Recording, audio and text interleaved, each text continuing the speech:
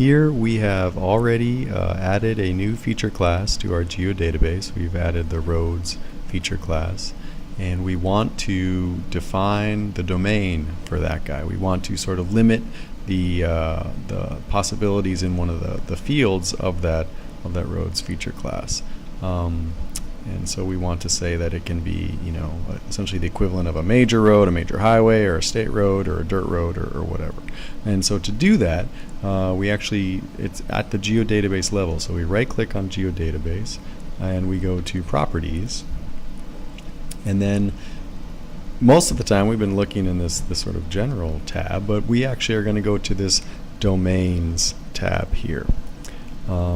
And we can see that there are no domains in here at all. We haven't done this yet. So we're gonna create one, and the first one we're going to create is called.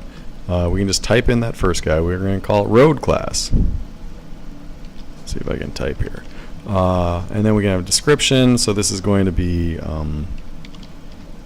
built road classes. Something like this. Some kind of descriptive term for you.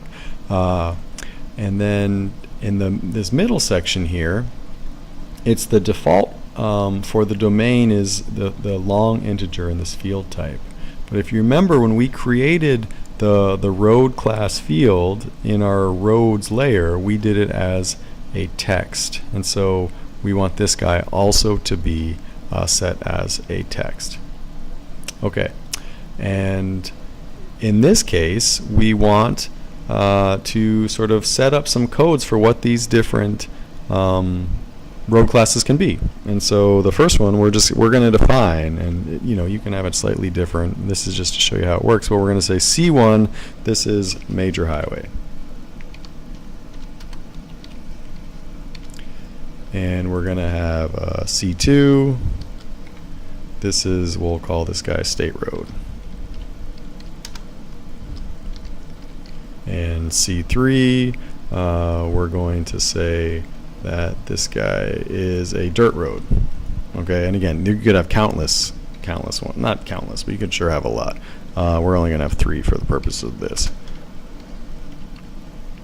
And so these codes mean something, right? So C1 means major highway, C2 means state road, and they can only be either one of these 3. And so you can't have 1842 under the road class. It wouldn't make any sense. And so this is again a way to cut down on your errors. And so we're going to say okay at this stage. And so that's very good.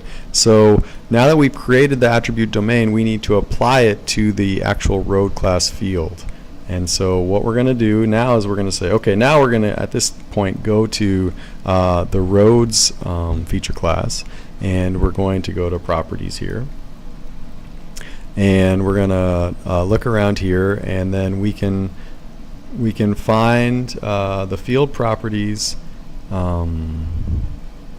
got road class here. If we click on road class and then we look at the different field properties, we can see that there's nothing here in domain.